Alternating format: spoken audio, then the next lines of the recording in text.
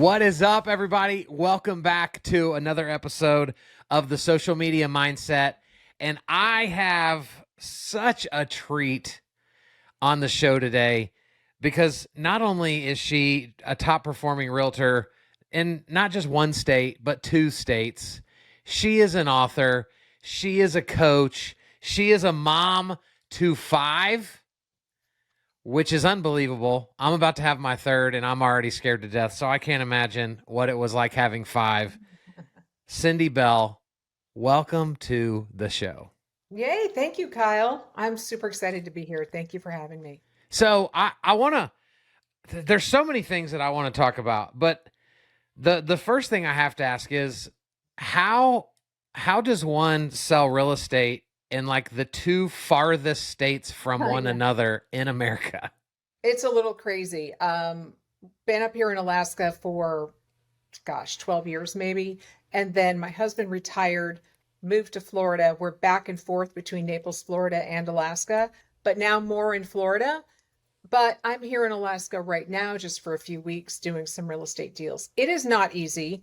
And Wow. I'm looking to change this up a little bit because it's really not long-term sustainable unless you have a huge team working for you. So it's a little crazy.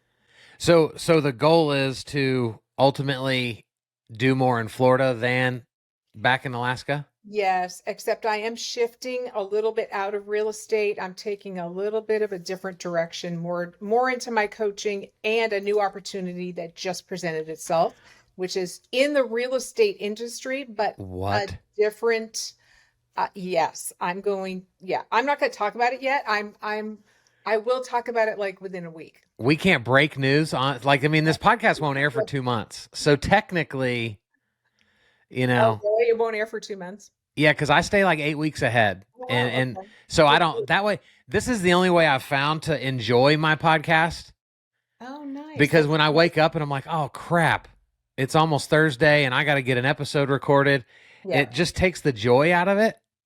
I agree with that. I think I'm going to start taking that approach. But okay, so here's what I'm going to be doing. I was offered a franchise position for Real Producers Magazine, which is, I don't know if Wow. you've heard of that, but Oh yeah. yeah, so it highlights the top Yep. agents in different markets around the country. And I'm going to have a market in Florida, not right in Naples, but someplace in Florida. That's And awesome. I'm super excited because that is more my forte is to be, in the space with people Yeah. doing big things, but highlighting them. I love telling stories. I love sharing other people's stories, what other Yeah. people have done to achieve success. So this is going to be right up my alley. That's so great. I'm so excited for you. I've worked with the Dallas Fort Worth real producers a Oh, lot. oh, good. And so they're unbelievable at what they do. I'm excited. So you said that you're going to be focusing more on your coaching. I love to know, like, what is it about coaching that just energizes you the most? I love seeing people win, and I love taking my, this is so cliche, but my mess and turning it into my message. That sounds so cliche, It's but so good. but it's true. I mean, I have a past, we all do, but I have things that I've learned the hard way. And now, as a woman over the age of 50, I'm 56, right? I don't even like, I tell everyone my age. I could probably be your mother, but I feel like I've learned so much and I Yeah. want to share it. And I especially see a need among women my age because we have this story in our head that we're too old and it's too late and we've screwed up too much and we can't make changes. And it's simply untrue. So I love coaching that group of people. Yeah, what what I love about you is like when I just started following you, I don't even remember how. I think I just came across you on TikTok, I think and I I followed you and I started sharing some of your stories because I'm like, yeah, oh my gosh, this guy is so good. And you're probably like, who is this chick? and well, I was very intrigued because I think it's easy to see a lot of men on social that are being silly and like willing to kind of be that character, Yeah. and you just don't see it as often from women. And I think it's a shame because like my wife's funnier than I am, but Is most she? people wouldn't necessarily know that because she's not willing to be an idiot on on social media like I am. But Yeah. you, like, just last week, right? A month ago, I had to cancel on you to record an episode. And so then last week we had the time messed up. You showed up 30 minutes later, Yeah. and so you turned around and you literally did a video talking about your blunder and how important details are, and then you worked it into a talking about my book, and it's just so there it is right there, right? Like, Yeah.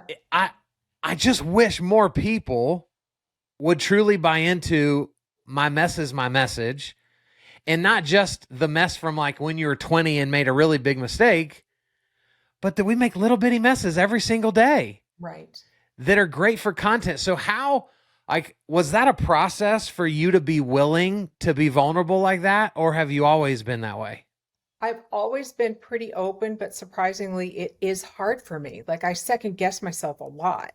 And you have, nailed home in your book just why we shouldn't. It's so because it's not about us, right? So I second guess myself all the time, like, oh my gosh, I can't believe I just put that out there. I look like an idiot.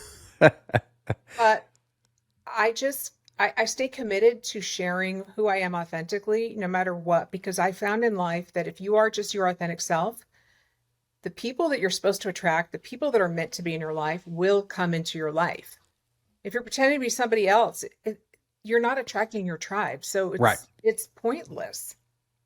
So it's interesting to me that you say you second guess yourself a lot, yet you're still posting it anyway. So what's that coaching moment to help people, like, you're still going to overthink it, but while you're overthinking it, go ahead and hit the send button. That's a good question for you because you're the coach with, for social media, but here's the thing. You can always delete it later if it really is stupid. I know that True. will screw your algorithm up maybe, but who cares? Algorithm changes every single day. No one's just when you think you have TikTok figured out, you don't. So who cares? But if it's really stupid and you really think, oh, I said something that I shouldn't have said, like maybe I verbally vomited a little too much Yeah. because, casting your pearls before swine, maybe that type of thing. And you can delete it. Who cares? And nobody's watching you that closely anyway, nobody Come on. cares. Nobody cares. It's so true. So how do you overcome, like, well, not for you personally, but you have, well, let me set this up for people that may not know, right? You wrote a book called What the 50, Hmm. and you just got your official trademark for that. So congratulations. That's Yeah, awesome. that's been like a year and a half coming. That takes a long time. Gosh. Yeah. And so you wrote this book about, helping women that hit 50, and whether it's a midlife crisis or whatever, but they just begin to struggle and not really sure where to find their identity. Kids are growing up. So for women that you work with and coach, what is the advice to them to really, like, help begin to reshape their place in this world? Basically, it all starts here Yeah. in their minds. They have to believe that they're not too old and they have to believe that it's not too late. And when you have people coming before them, like myself and many others saying, look, here's what happened to me. I changed the trajectory of my life when I was 50, and Mm. when I was 30, I would have thought 50 is way too old. You can't make any changes at age 50. You're Yeah. stuck. But it's not true. I look at my life, I probably, if I'm lucky, 25, 30, 35 years ahead of me, Lord willing. Um, there's always time. It's never too late to do anything. So I say you got to trust that. And Okay. you've got to step out in faith. You've got to take the first step. If you don't take that first step, you're never going to go. It's the first step. Momentum is magic. And once you take one step and you get a little more confident, the next step becomes easier. Confidence isn't inherent. It's not innate. Confidence comes by doing. Yeah. Confidence comes through doing it over and over and over again and doing it really poorly until you do it well. How long was it for you before you, like, showed up on TikTok and felt like, man, I know what I'm doing. I think I'm kind of getting a grip on this. Was that a long road? Oh yeah. I mean, it took a few months for sure because when I first showed up on TikTok, I was like, this is weird. Well, first off, we were all going to be controlled by the Chinese. We all believe that. Whatever, I don't even care. But the whole this is for 20-year-olds and teenagers. That's really what I thought. Yeah. But the longer I was on TikTok, I'm like, wow, there are people my age and older just crushing it. And I'm certainly not crushing it. I mean, I have so many goals. I'm just really beginning. But it took me probably a few months to figure it out. It's different from Instagram, it's different from Facebook. Oh yeah. Audiences are a little bit different. I've just encouraged anybody to just get on and try it. I think TikTok is the coolest little corner of the internet that you can find because I have not found another place where I can be 100% me. The TikTok just affords me that. I don't know what it is. Okay, I love that. And you said a second ago that like you have these goals for TikTok. So can we kind of like break down and marinate on like what some of these goals are and then what the strategy is to get there? Oh gosh, now I'm going to be okay. I'll agree to be the student. I'm going to be the student. So, um, I know that followers should not really be a goal, but I've always had in my head, okay, I'm going to get to at least 10,000 followers, and I'm at like Okay. maybe under 9,000 right now. Yeah, so you're For me, close. it's not because of I think that followers make me cool. It's because if you want to have impact, go broad, cast a really, really wide net. Yeah. And then when, obviously you're niching down. But I talk about several different things. Like I don't have just one little over 50. I kind of go broad, but I figure my audience will decide if they like me or not. So I want to cast a wide net. Yeah. And sure, I look at these other people, 500,000 followers, and it's just like, oh my gosh, that would be cool. But that's not necessarily the goal. So one goal is 10,000 followers. Okay. Another one is to really create content that matters to people. How would you, I mean, there's probably a million ways to answer this question, but how would you quantify content that matters? It's it's based on the feedback I'm getting. What is Okay. showing up in my DMs? Are people showing up in my DMs saying thank you for your content that meant something? Hey, how can I get into your coaching program? Hey, can you tell me about this? Um, you really helped me when you posted this. That's how I measure it. Okay. Now, I there are love other that. ways to measure it too. I mean, if I went out there and said, "Hey, I'm launching a coaching program," I have one called from broken to badass, a 30-day journey. Okay, so if I launched that, that would be a monetary thing, right? Oh, I've made this much money from this program, whatever. That's a way to quantify it. But I really like Love to it. connect with people. I like to know I'm making a difference, and if I can monetize that, awesome, right? 100%. Yeah. Yeah, completely. I love that. So how do you, because you do a lot of creative TikToks that I really suck at. My brain does not, like, I watch people like you and I'm in awe because my brain just doesn't function like that. And I'm sure that's an excuse to some degree on my part. So you're a coach. You've been a coach longer than me. So like you put your coaching hat on. How do you how would you help me like uncover that creative outlet that I currently am just making excuses for? I think that if you're being authentically you, Kyle, then I mean, what is it you're trying to do? Are you trying to tap into something is there, but you're too afraid to put it out there? Well, so it's not it, I don't see it as, we're going to just have a counseling session here in the middle of our of our podcast interview. Okay, love it. Like I don't see fear there. What I struggle with is like when I speak on stage, I'm hilarious. I'm incredibly witty, full of dry humor. I play off the Yeah, crowd. yeah. So it's not planned humor, right? I don't have like notes in my outline that's like be funny, when you make this. It just comes out of who I am. Well, then I go look at my content, and because my humor is so off the cuff, unscripted, and it requires other human beings, I feel like I look freaking boring as crap. on a lot of my social media content, and it bothers me. Because you need that exchange. You need the energy exchange with another live human. Maybe you could go Right. live on TikTok. Yeah, that's an idea. So I would Maybe just that would say, be it. I think it might get weird if you started to do some really out of the box things on TikTok because Yeah. people like have an expectation of you. You're very like straightforward here. Your captions all look the same all the time. Your uniform. It's like this is what Kyle does. So I don't know. Maybe if you kind of deviated from that, people would be like, "Whoa." So what's interesting is like what you just said are what I would want anyone to label me by. I don't think I'm uniformed in like anything I do in my life. But you're right.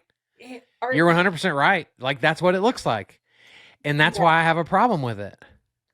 interesting. Are you an Enneagram 3? I don't know. I think I'm a 7, Oh, yeah, that would make sense. Yeah. but I don't remember. Oh, So it, yeah. I'm just a mess. Cindy is really what. You know what you are? You're the classic youth pastor.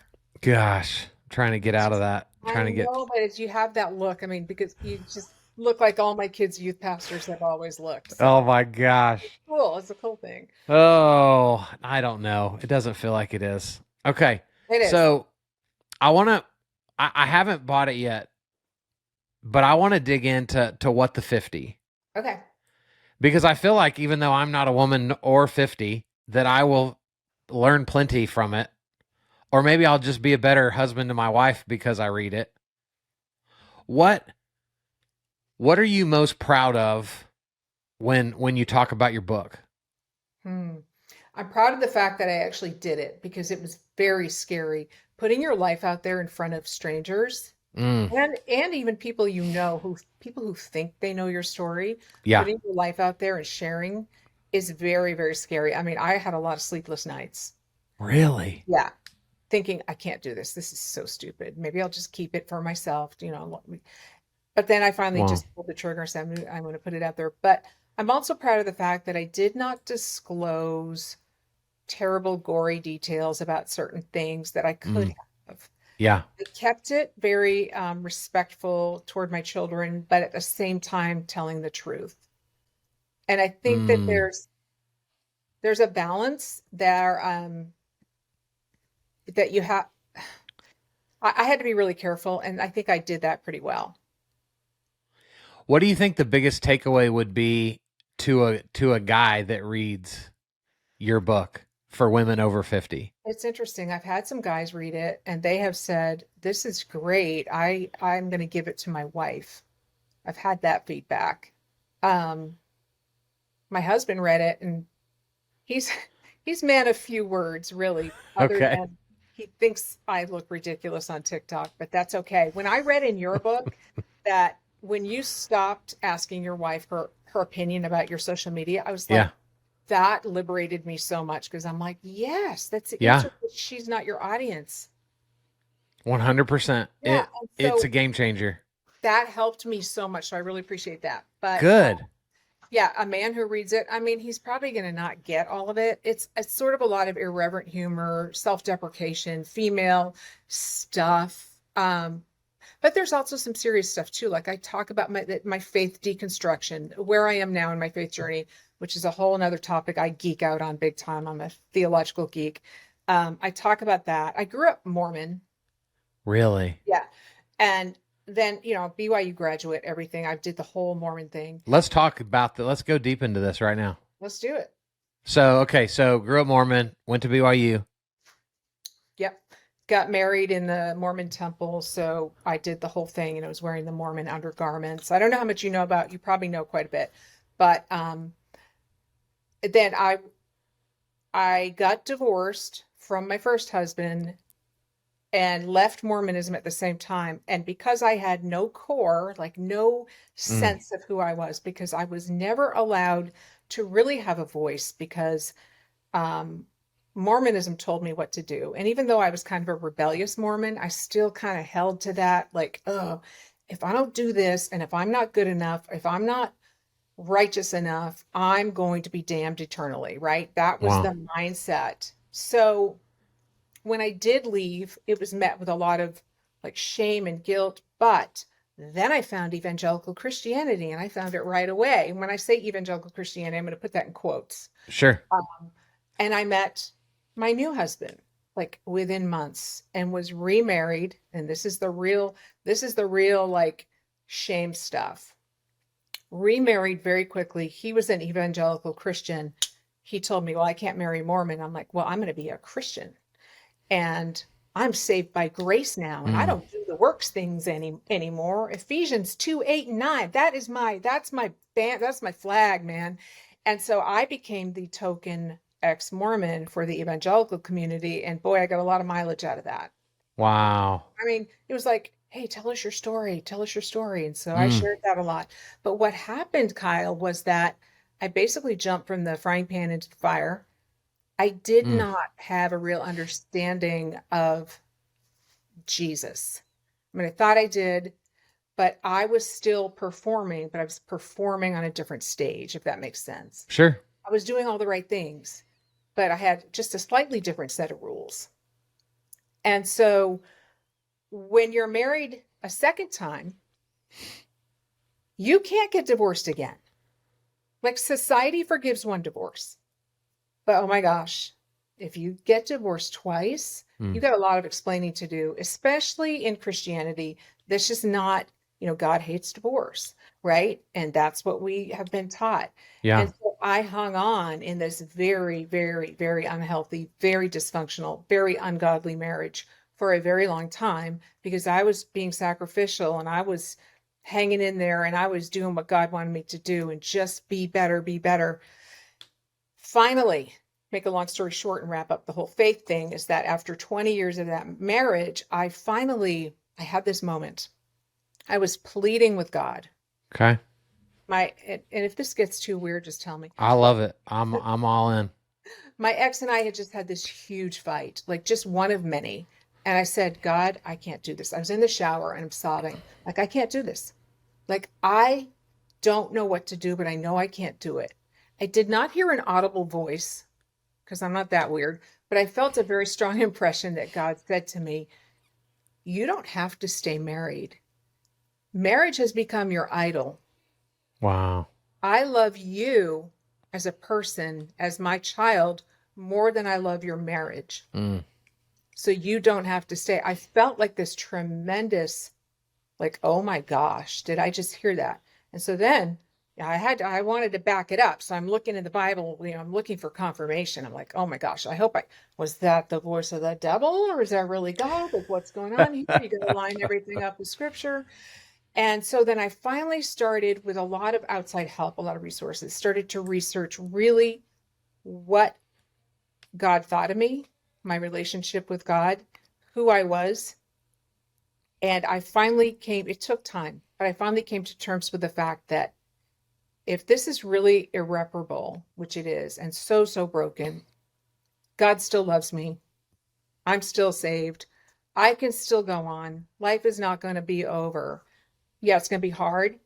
So I got the second divorce. And then after, at this time, deconstructing from Mormonism and now deconstructing from this, probably what I would call now an extreme, I don't want to say patriarchal, but yeah, patriarchal type of system that I was Yeah. kind of stuck in.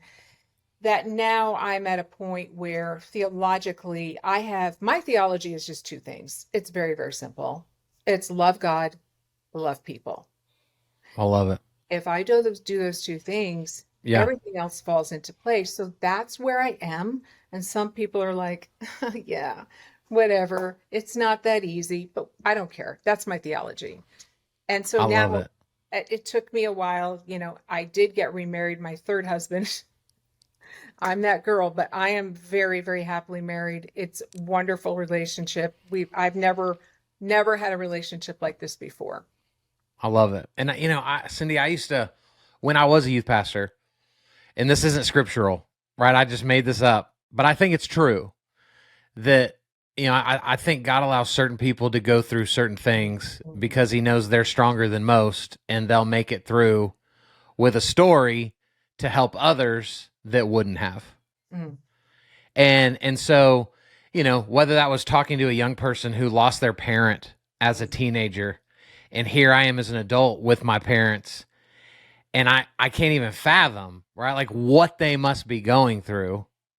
The only thing I can say to them is one day, I believe you're going to help people that aren't as strong as you overcome loss and learn how to mourn and learn how to use the scars that we have for his glory and to bring joy to people's lives and so I think that's true for you.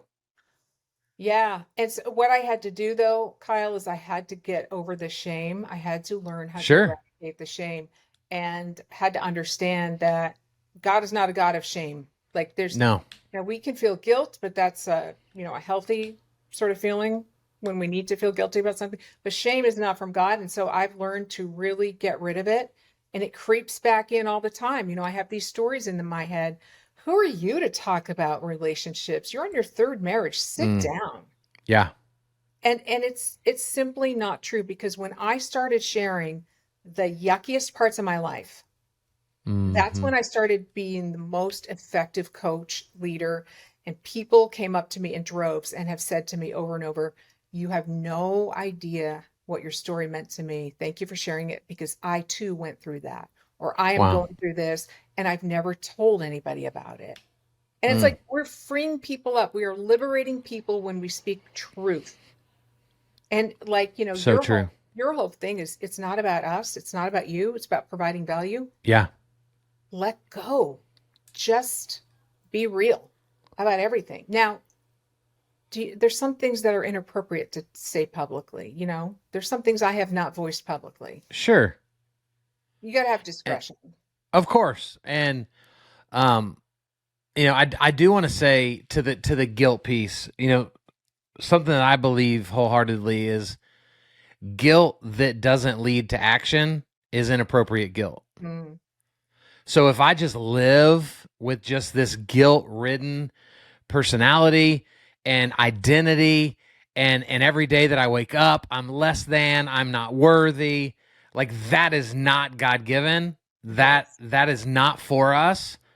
But if I have this guilt that overcomes me and I go, you know what, you're right, I can be a better dad, and then tomorrow I begin to be one, that's a powerful form of guilt. Yeah. But I think a lot of people struggle because the easiest thing to feel is that pain I agree. over the adversity of being better. And it's powerful, I think, when we get there. And I love learning from people that have made mistakes that I haven't made, because I don't want to get divorced, Yeah. right? I'm a pretty big fan of my wife. Yep. And so I can't learn certain things from people that are still married. Right? Like there's things that I can only learn from you because you've experienced something that hopefully I'll never experience, but haven't up to now. And so I need your wisdom and your guidance. Yeah. Well, we all need each other. Yeah. We do. We need community. Like I put out one of my recent podcast episodes. A buddy of mine, his name's Wally Bressler, and he just wrote a book. He has an incredible story. He got put in prison for a year. That is a long story in of itself. And I posted about it last week, and somebody comments like, I'm going to go ahead and take advice from someone who's not a convict thinks.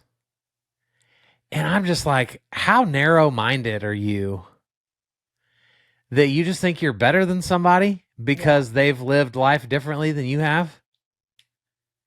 And I was very polite because I wanted to just be like, hey, F you. You don't have to follow me or my people. But that's the mindset of a lot of people. Yeah. And it's very sad. Well, TikTok's harsh because some of the comments on TikTok I've been, oh my gosh. I bet. Some of it's really hard. But you develop a tough skin over time, but still it lands. For sure. And we have to remind ourselves that they're being that way because of the pain they have in their life right now. Yeah. Like that's why they act that way. Yeah. And that doesn't necessarily soften the blow, but hopefully it helps you rebound faster when we understand the perspective of the person, Yes. slinging the nastiness. Yes. And so with that said, I'm so thankful for you because you're helping and serving people that you may never know on this side of eternity, but that one day I truly believe that in heaven, Jesus is going to be like, "Hey, Cindy, you see that woman over there? So she read your book on an airplane in 2026 when you thought nobody cared about your book anymore, and she wouldn't even be here if it wasn't for the courage that you gave her." And that, like, I believe that. Yeah.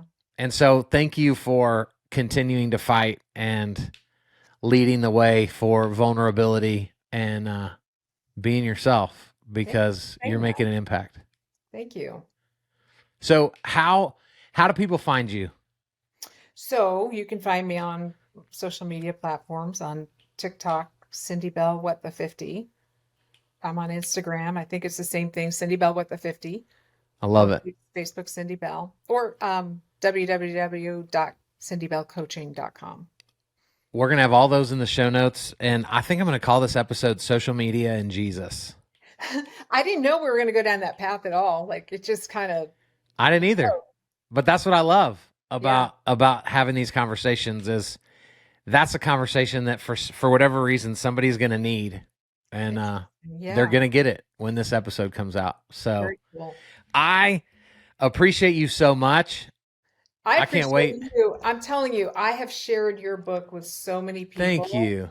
And I'm having people come back to me and say, "Wow, that book recommendation was amazing." Oh, good. So I know you're not trying to self-promote talking to me, but your book is so freaking good that it reminded me of everything I knew, but I was like, oh, it really was a great check for me. It was like, I need to really tighten up my social. And that was it. I wasn't trying to impress anybody with my knowledge or my big words. But it's so good. It's very easy to read, very friendly, but also very in your face. Like, your social media sucks. Yeah. I'm like, okay, here we go. Here we go. Good. So I really appreciate it. And I'll continue. You're welcome. Well, you're just a great coach. You're awesome on social. Thank you. Well, let's find ourselves in the same room before this year's over, because I'd love to hang out. I'd love to have you on my podcast too, even though I usually only interview women. What? I would love to pick your brain about a few things, so I'll get you on. Okay, well, can I tell you a quick story, and I'm going to leave this on the episode? Yeah. So this is going to sound weird. Like, I love women, and I don't mean that the way that I may think most men might say that. But so my parents, for 30 years, they were the top couple in a direct sales company. That was 99% women.